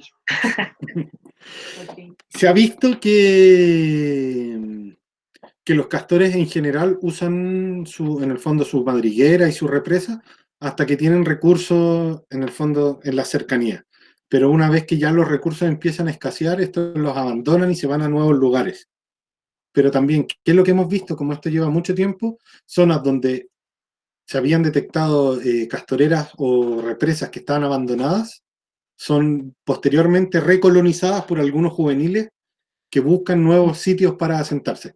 En especial si es que hay sitios donde se está renovando el bosque o están empezando a aparecer nuevos recursos en el sector. Fantástico. Mira, bueno, ahora Antonio hace el comentario de que en Río Marasi, donde llegan los límites, de los cercos cortan también los estacones, por ahí, los estocos, sí. Y dice que eso provoca la junta de animales ovinos y que se revuelvan con otras estancias. Sí, sí, eso es un problema ahí en esa zona ganadera. Como les decía, en ese sector el ambiente es principalmente de arbustos y pastizales de distintos tipos. Entonces, dentro de todos los castores igual tienen que gastar los dientes. Como les decía, los dientes les crecen de manera continua durante toda la vida y si no los gastan, no sé si han visto ustedes, hay algunas fotos de repente de conejos que les crecen mucho los dientes y al final mueren porque no pueden comer. Exactamente. ¿Ya? Con los castores pasa lo mismo. Si es que ellos no desgastan los dientes, pueden tener estos problemas y de ahí no van a poder cerrar la boca, no van a poder comer. Entonces utilizan lo que se les cruce para gastar los dientes. Y ahí están estos estacones de los cercos, y hemos visto en muchas estancias cercos comidos por castores e incluso cercos metidos dentro de las represas que ellos hacen en los cursos de agua. Ah, se los llevan hasta allá. Wow. Se llevan todo. Mira, ahora Diana pregunta cuántos celos al año tienen las hembras y si el periodo de gestación es de 100 días, ¿podrían llegar a producir más de una camada por año? ¿Y en qué estación paren? Ya, muy buena pregunta. En general, los castores tienen una camada al año, ¿ya? Ya. Y la temporada de parición es en el verano. En el fondo, a partir de diciembre empiezan las pariciones de los castores. Ya en esa misma fecha, en el fondo, o a fines del invierno, los juveniles, que son en el fondo las crías de la temporada anterior, salen y se empiezan a dispersar por el territorio y pueden tener, como les decía, entre 3, 5 crías durante una temporada, sin problema. Ya. Pero es Wow. una vez al año. Perfecto. Pero igual se reproducen súper rápido. Sí, en el fondo son roedores, tenemos que pensarlo Como así. tal, Y exactamente. tienen súper buen éxito reproductivo. Mira, ahora Ignacio te pregunta si es que en los años de estudio han logrado controlar en algo la población de castores y qué cosas se están haciendo entre Chile y Argentina. A ver, por el tema del control, quizás en el fondo son pequeños goles que uno puede, en el fondo, destacar, pero dentro del Parque Caruquinca, por ejemplo, nosotros tenemos algunas zonas donde se están haciendo ejercicios de reforestación de bosque con lenga, y para evitar que los castores vayan a comerse estos arbolitos que están plantados, nosotros tenemos zonas en el fondo de buffer, zonas donde mantenemos un control continuo de castores para que no vuelvan a estos sitios que ya están limpios y se están reforestando con castores, ¿ya? Pero tiene que ser un trabajo continuo, ¿ya? Perfecto. Eso es, en el fondo, es una inversión de tiempo, de recursos, de personal. Ahí nuestros guardaparques en Caruquinca están continuamente trabajando, en el fondo, con el tema del castor, viendo, monitoreando dónde van, cuál es el avance y cuáles son otras medidas que tenemos que tomar para poder, en el fondo, seguir con ese control. Y con respecto a lo de Argentina, existe un convenio binacional, pues, como les comentaba, para la erradicación del castor. Y en el fondo, entre investigadores, entre instituciones, siempre conversamos cuáles son las estrategias que están usando allá, las que estamos usando nosotros, qué cosas funcionan, qué cosas no funcionan, cosa de poder llegar en el fondo, a un trabajo común y binacional, por supuesto. Perfecto. Mira, ahora Carolina pregunta, ¿cuál es la opinión abierta de los biólogos más radicales y conservacionistas con respecto a la erradicación del castor? Pucha, no entiendo mucho la pregunta, pero yo, por lo menos dentro de lo que nosotros conversamos, es que al castor hay que erradicarlo. En el fondo, es una especie erradicable y el impacto que genera es demasiado grande como para pasarlo por alto. Y todos los esfuerzos yo creo que tienen que ir dirigidos hacia ese objetivo final. Exactamente, sí. Yo no soy bióloga, pero opino igual. Bueno, ahora Lucas pregunta, ¿cuáles son los valores éticos implicados en el entorno del castor? ¿Su captura y muerte se realiza respetando los principios de bienestar animal? También una muy buena pregunta. Y la respuesta es sí, o sea, absolutamente. Todas las acciones de control de castor que que realizamos nosotros como WSS tienen como base el bienestar animal. Ya todos los métodos que se utilizan son los métodos que en el fondo están aceptados en el fondo, por la experiencia internacional, tratar de, en el fondo, de sacar castores con el menor sufrimiento posible, para nosotros es fundamental.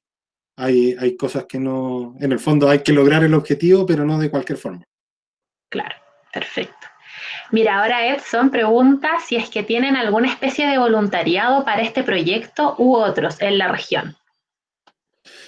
Para este proyecto en particular no, pero sí hay un programa de voluntariado dentro del Parque Caruquinca, ya que se realiza todos los años. Normalmente parte en el mes de octubre, si no me equivoco, y se mantiene hasta el mes de abril del año siguiente. Pero este año estamos en una situación súper particular, ya el tema del coronavirus ha golpeado súper fuerte, así que se aplazó un poco este tema de la postulación para voluntarios, porque todavía no podemos asegurar nada. Claro, no se sabe aún. Pero estén atentos, sigan las redes sociales de WSS Chile, ahí se publican las fechas, se publican los llamados a voluntarios, etc. Ahí todos los años se reciben hartos voluntarios y se generan ahí aprendizaje y experiencias bien entretenidas. Aparte de conocer un lugar que es maravilloso. Bueno, de hecho, sin ir más lejos, la Vane, que es nuestra diseñadora gráfica, la que ha hecho todos los afiches, ella participó en el voluntariado allá en Caruquinca. No sé si la conociste, Vanessa Román. Ella es nuestra diseñadora gráfica. Sí, puede ser. Mira, ahora MP, no sé qué, será María Paz o algo así, MP Millar dice, el otro día vi un programa en la isla Navarino en donde sí está permitida la caza de los castores, pero siempre que sea autorizada y con ciertos modos específicos, pero era solo una persona en toda la isla. Ahí ya va más con el saco o algo así, pues. Claro, pero como les decía, en el fondo cualquier persona que tenga permiso de caza, carnet de caza, puede cazar castores. Ahí no hay, Mira, no hay limitaciones. Claro, y ella misma dice, Toto, ¿y los pumas no comparten ambientes? Traigamos osos, jajajaja. No, por favor, no. No, como les decía, en Tierra del Fuego el único depredador en el fondo nativo que hay es el zorro culpeo. En Tierra del Fuego no hay pumas, si bien hay pumas en Magallanes, en la isla no hay. Claro. Y en el fondo los zorros no hacen nada con los castores. Quizás carroñar a alguno que esté muerto por ahí, pero no los van a atacar. No los van a controlar, jamás. Bueno, Geraldine hace el comentario que le parece que como especie invasora y dañina, que los castores no le ganan a los humanos. Y no. También somos terribles en ese sentido. Sí. Maricel, mira, ahí en el... no, disculpa. No, dale nomás, dale. Ahí que Felipe compartió la página del GEF Castor, Felipe Guerra, él es el coordinador de este proyecto GEF. Fantástico. Acá en Magallanes, así que por si quieren ver la página, ahí hay más información, hay imágenes, y como les decía, estén atentos a los resultados, va a salir luego esta publicación con un nuevo estimación del impacto del castor en Magallanes. Fantástico. Mira, aquí Maricel te pregunta si es que la carne del castor se come. Sí, se come, como te decía, hubo un proyecto años atrás para fomentar la gastronomía con base en castor, que no tuvo mucho éxito, pero en general la carne del castor se come y es bastante rica, la verdad. Sí, igual he comido en Navarino y es bien gourmet, es bien rica. Sí. Mira, ahora Geraldine pregunta si es que las medidas, estas de caza, incluyen aspectos bioéticos como capturar, castrar, liberar o incentivar matarlos nomás. Hasta el momento, todos los esfuerzos van en la captura, en el fondo en la eliminación de los castores, ¿ya? El capturar, castrar y liberar, en el fondo, es un gasto de recursos importantísimo porque, en el fondo, hay que ponerlo en contexto también geográfico. Como les decía, el acceso a los lugares, la captura de los animales, el número de individuos, y en el fondo, y el impacto que va a tener eso es a largo plazo. El impacto del castor, o lo que sucede es en el corto plazo. El día de hoy es donde los árboles están siendo cortados, las turberas están siendo inundadas, entonces esto tiene que ser rápido y tratando de utilizar los recursos de la mejor manera. Exacto, porque si no, si es que los llegan a liberar, van a seguir royendo árboles quizás por cuánto tiempo más. Claro. Mira, ahora Paulina te pregunta qué pasa con Argentina en el plan de erradicar el castor, además del acuerdo del 2005, si es que existe actualmente un trabajo en conjunto Chile y Argentina. Siempre, o sea, un trabajo en conjunto concreto no, pero siempre se está trabajando en el fondo en conjunto con las instituciones en Argentina. Durante, si no me equivoco, el año pasado terminó un proyecto GEF también que se estaba desarrollando en Argentina, que era un proyecto GEF mucho más grande que abarcaba muchas especies invasoras y dentro de esos tenía un componente que era el componente castor. Y dentro de esto se estaban realizando, digamos, acciones similares a las que se estaban generando acá en Tierra del Fuego, en Marasi y La Paciencia, pero en varios otros puntos en Tierra del Fuego por el lado argentino. Y la idea era tratar de responder las mismas preguntas, pero en el fondo al lado de allá del alambre. ¿Cuáles son las mejores estrategias para poder eliminar el castor? Entonces, una vez terminado nuestro proyecto, podemos sentarnos, conversar, ver los resultados de cada uno de los lados y desarrollar un plan de trabajo, una línea de acción que sea binacional. Claro. Exactamente, tomar ya decisiones en base a fundamentos anteriores.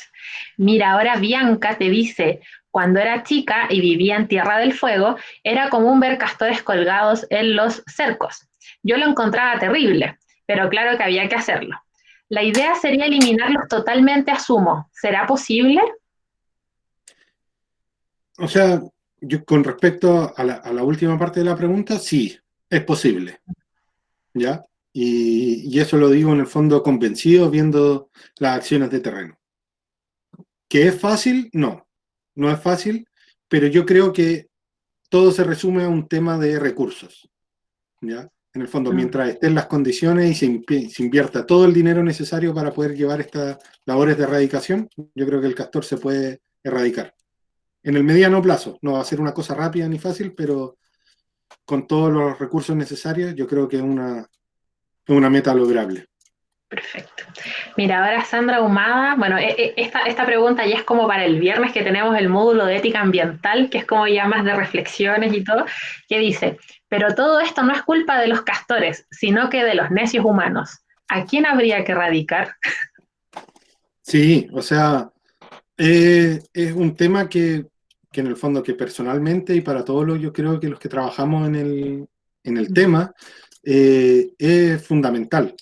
Como les decía cuando les mostraba el video, aunque en el fondo no se escuchaba el video de la liberación, es el momento en que vemos en que el humano nuevamente la embarra y lo vemos casi ahí. Él fue, o en ese momento, claro, si se hubiese hecho algo distinto, quizás no estaríamos frente a este problema.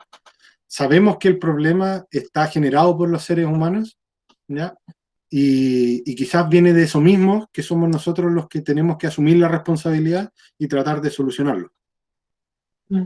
Perfecto. Tomando todas las consideraciones éticas, por supuesto, para que sea de la mejor manera posible. Sí. Mira, ahora MP Millar dice,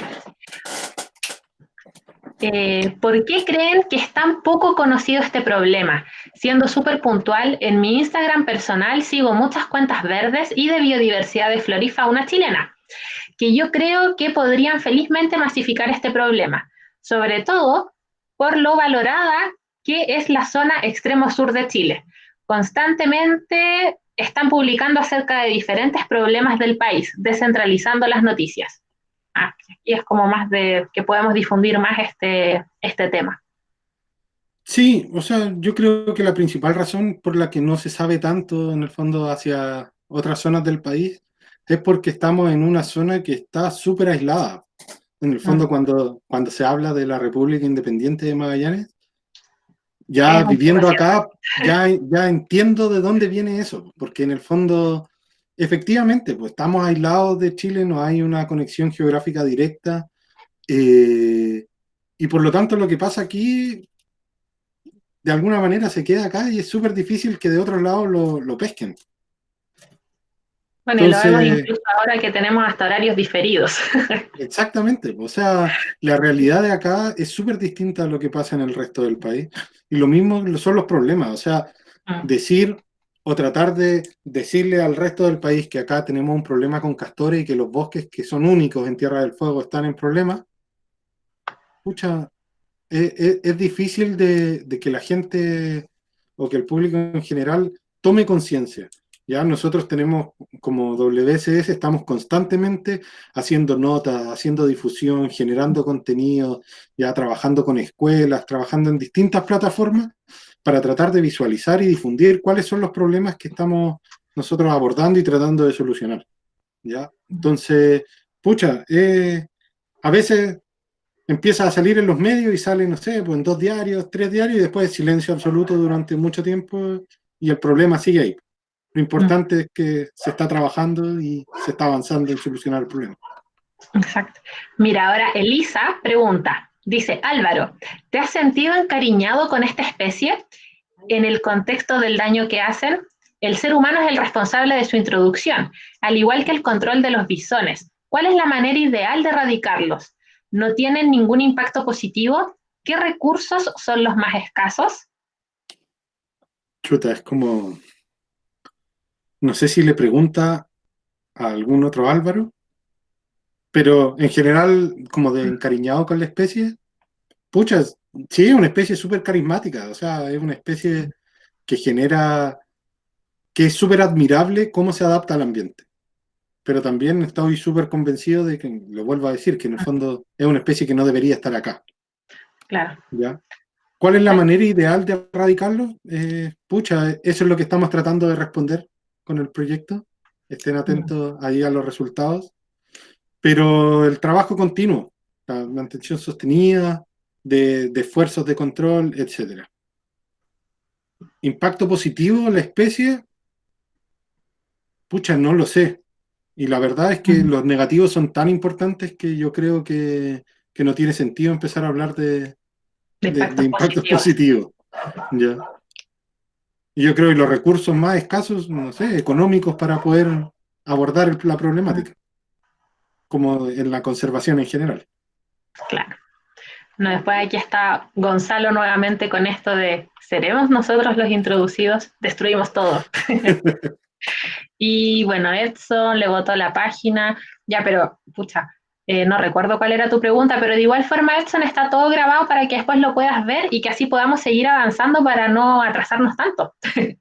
Y mira, aquí Franco, que Franco también fue voluntario en Caruquinca, entonces también conoce de cerca la problemática de los castores. Te dice, a casi 75 años de su instrucción o introducción, yo creo que se refería, los castores en su evolución en suelos patagónicos han llegado a pesar 32,5 kilos y en Canadá los más grandes pesan 19 kilos. ¿Podríamos hablar de una subespecie de castor patagónico? No, ahí Franco se confundió un poco. Sí, Sí. efectivamente, el castor más grande que hemos pillado en Caruquinca pesó 32,5 kilos, que es súper grande, ¿ya? Pero como les decía, los castores en promedio pesan cerca de 21 kilos, pero el castor más grande que se encontró en Norteamérica pesó 50 kilos. O Ah, wow, era sea, enorme. hay diferencias ahí súper importantes. Hablar de subespecie, yo creo que no hay ningún estudio al momento que sustente algo como eso. Perfecto. Bueno, ahora Lucas te dice muy buena exposición, felicitaciones. Y después Chile Birding dice, hay que modificarlo genéticamente para que no le crezcan los dientes u otra modificación y soltarlo, así como el virus chino. Pucha, mejor no soltar más cosas ahí que den vuelta, porque Yeah. uno nunca sabe cómo se va a devolver la mano. Exacto. Ahora Cristina te pregunta si es que hay registros de lugares de Argentina continental con presencia de castores. No, hasta donde yo tengo conocimiento, no. Por Argentina, en el continente, no. Sí en Chile. Ya, perfecto. Y mira, y ahora te pregunta, ¿por qué piensas que el zorro no aprovecha como presa a los castores? Pucha, principalmente por un tema de tamaños. Como decía, El castor pesa en promedio 20-21 kilos. El zorro más grande que hay, que es el culpeo, que efectivamente es la subespecie de Tierra del Fuego, pesa como máximo 14 kilos. Entonces, ahí hay una diferencia de tamaño que es súper importante. Y también está el tema de que los castores viven en el agua principalmente. El zorro no se va a meter a nadar para sacar castores. Sí, pueden haber algunos eventos, quizás contados con las manos, hay algunos registros donde se ha visto un zorro comiendo un castor. Pero de ahí decir que el zorro puede, en el fondo, significar un control para la especie, hay un mundo de diferencia. Bueno, y también Cristina pregunta si es que hay registros de águilas que consuman castores. Tenemos registros de águilas carroñando castores principalmente, más que cazando. Sí, algunas otras especies como rata almizclera se ha visto águila comiendo, pero castores propiamente tal, solo de carroñeo es lo que tenemos registro nosotros. Y Cristina también hizo muchas preguntas aquí al hilo. Pregunta qué estrategia se podría implementar para una erradicación, teniendo en cuenta que el castor se puede reproducir antes si se ven disminuidas sus densidades. O sea, las estrategias son los mismos. Lo que pasa es a lo que se refiere cuando se puede reproducir antes es que las juveniles pueden, en el fondo, empezar a reproducirse en vez de los 2 años al año de edad.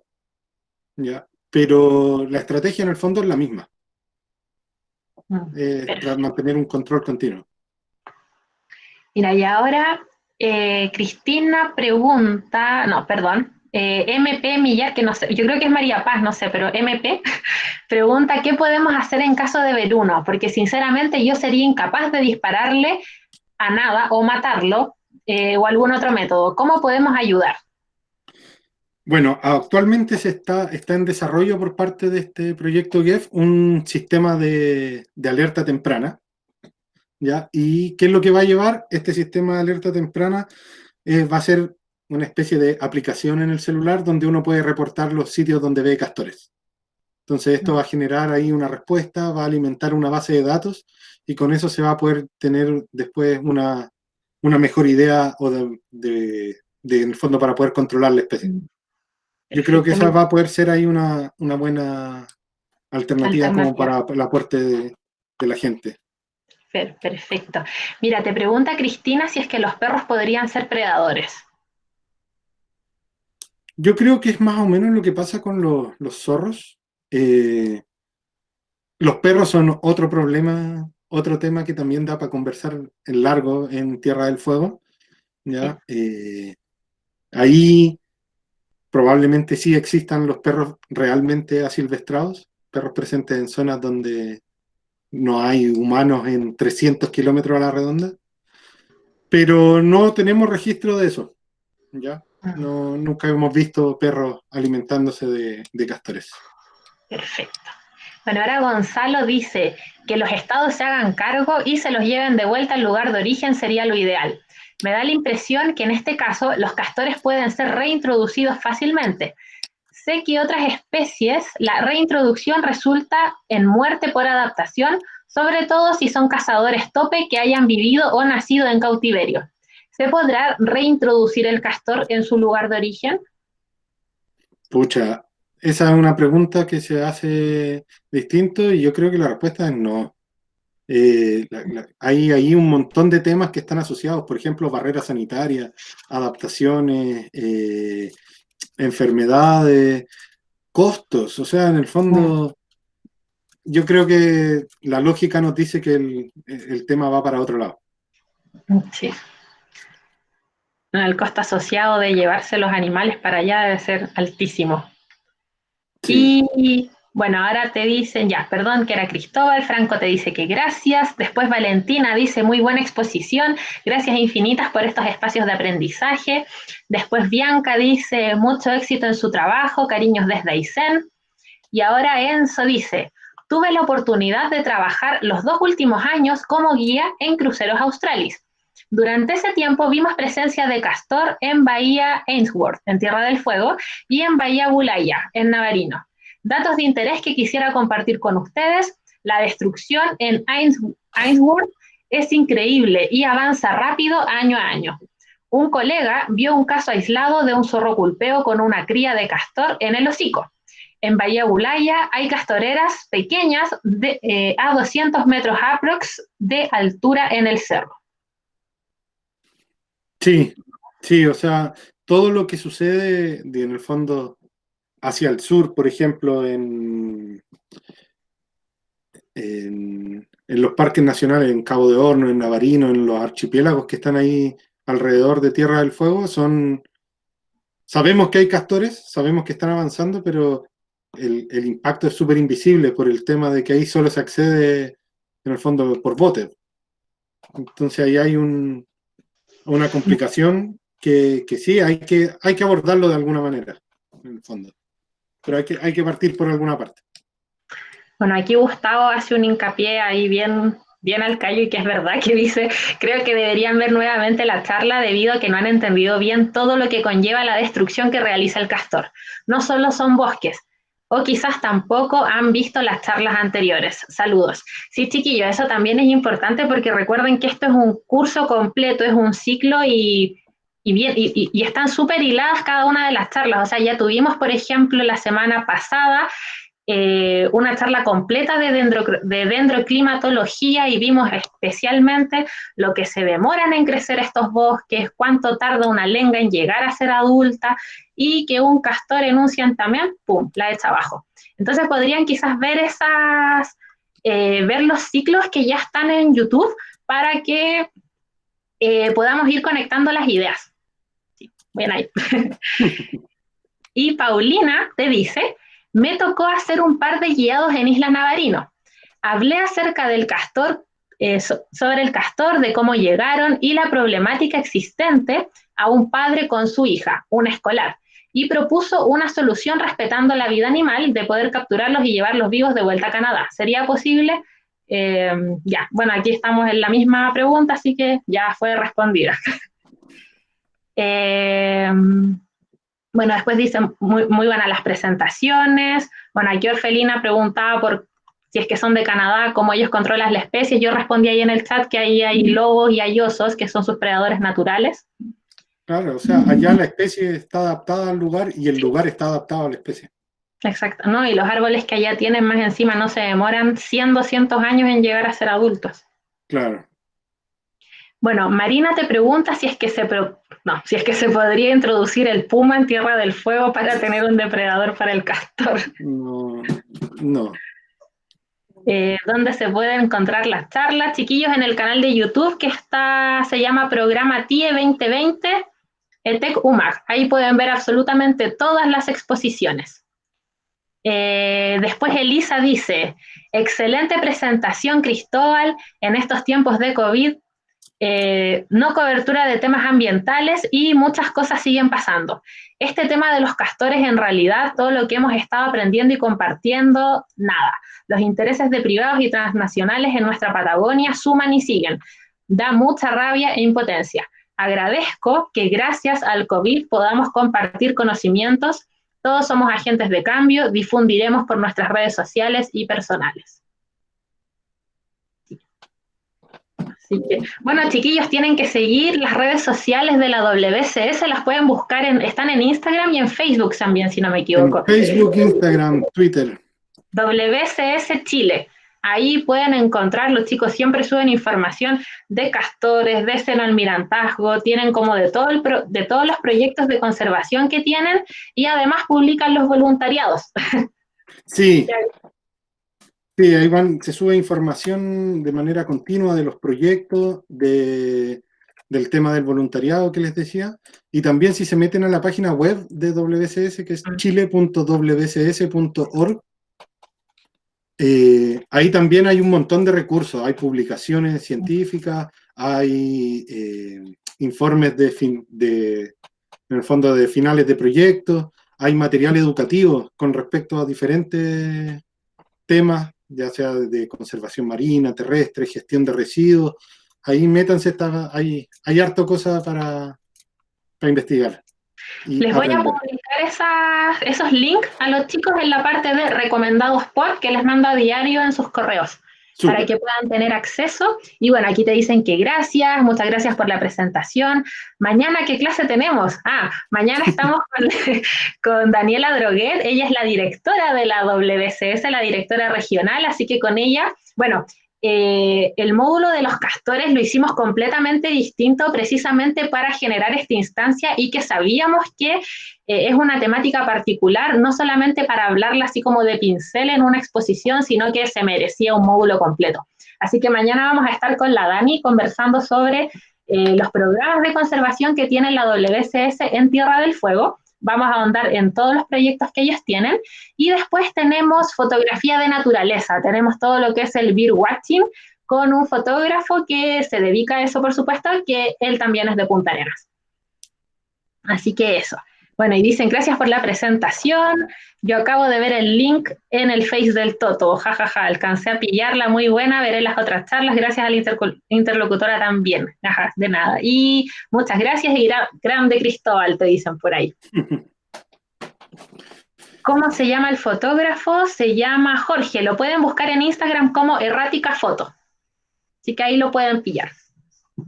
Ya, Cristóbal, dejémoslo hasta aquí entonces. Yo te quiero agradecer por infinita vez el que hayas podido participar y por generar toda esta instancia. Yo la verdad es que igual había visto lugares con castores, o sea, castoreras, pero es completamente diferente escucharlo de alguien que realmente sabe y que nos puede explicar de esta forma tan didáctica como lo hiciste tú ahora. Sí, no, gracias a ti por la invitación, gracias a todos por el interés. Y sí, pues, hay este tipo de problemas, hay que visualizarlos. Como les digo, en el fondo, yo creo que uno magnifica el impacto del castor cuando está ahí, en terreno, y ve las castoreras, y ve el impacto, y ve la pérdida de bosque. Entonces, los invito a que investiguen, estudien, si quieren vayan a visitar al parque una vez que podamos salir, la naturaleza está ahí. Sí. Ya en Magallanes es más que Torres del Paine, hay muchos otros lugares preciosos, así que quedan todos invitados a que vayan por allá. A visitar Tierra del Fuego. Voy Y a ponerle detener aquí. Bueno, y te siguen diciendo, gracias Cristóbal, muchas gracias, tremenda charla. Así que ahí, detener grabación.